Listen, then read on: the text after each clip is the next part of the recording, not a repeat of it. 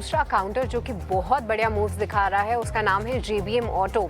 अब देखिए आमतौर पे ये कंपनी कुछ नए ऑर्डर्स के चलते जो है फोकस में रहती है, पर आज जो वजह बनी है वो है नई फंडिंग, क्योंकि यहाँ पर इंटरनेशनल फाइनेंशियल कॉरपोरेशन IFC जो है इनकी एक सब्सिडरी में $100 मिलियन इन्वेस्ट करेगा। देखिए अब $100 मिलियन बहुत बड़ी रकम नहीं है, पर जो नाम इन्वेस्ट कर रहा है यानी IFC वो बड़ा है, क्योंकि ये वर्ल्ड बैंक का एक हिस्सा माना जाता है और उसी की एक ये कंपनी है। तो IFC का क्योंकि JBM ऑटो पे भरोसा होगा, उन्होंने पूरे प्लान्स रीड किए होंगे, उसके चलते ही इतनी बड़ी फंडिंग आई है।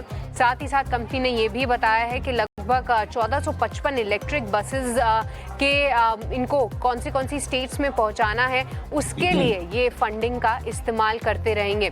JBM ऑटो यहाँ पे 12.5% के मूव ऑलरेडी आ चुके हैं, पर अक्षय आपसे ये समझना है कि क्या अभी भी मौके हैं, क्योंकि सबसे बड़ा सवाल ये है कि नो डाउट न्यूज़ बहुत पॉजिटिव है, बट ये जो स्टॉक है वो बहुत वॉलेटाइल हो जाता है। जब अच्छी न्यूज़ आती है तो भी 10-12% के मूव दिखाता है, और अगर थोड़ा सा भी नेगेटिव होता है तो भी शार्प करेक्शन रहता है। तो स्टॉक के लिहाज से क्या आपको लगता है अभी भी मौके हैं इसमें?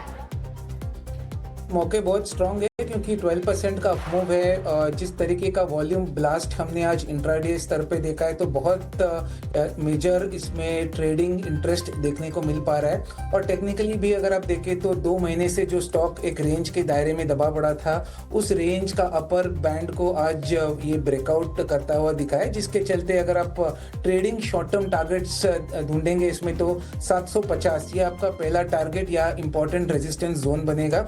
और शायद और थोड़ा समय भी देंगे 1.5-2 महीने का इस ट्रेड में, तो मेरे हिसाब से स्टॉक 800 या 825 की ओर आपको जाता हुआ दिखेगा। तो कुल मिला के पॉजिटिव व्यू है। 750 शॉर्ट टर्म ट्रेडिंग टारगेट और 800-850 थोड़ा सा पोजिशनल टारगेट JBM ऑटो में बनेंगे। ऑलराइट, तो ये नज़रिया फिलहाल JBM ऑटो पे देखिए एक अच्छा मूव दिखा चुका है, पर अभी भी भरोसा जो है कायम है। 850 तक के लेवल्स दिखा सकता है JBM ऑटो, ऐसा अक्षय का मानना है। और चलिए अब आगे बढ़ते हैं और तीसरे काउंटर की बात करते हैं, और इसका नाम है हिंदुस्तान कॉपर, क्योंकि यहाँ पर कंपनी की जो प्रेजेंटेशन आई है उसमें उनका कहना है कि अगले 5 से 6 साल में वो 2000 करोड़ लगाएंगे कैपेसिटी एक्सपेंशन में। साथ ही साथ कंपनी ने ये भी बताया है कि वो अपने माइनिंग पोर्टफोलियो को कहीं ना कहीं एक्सपैंड कर रहे हैं।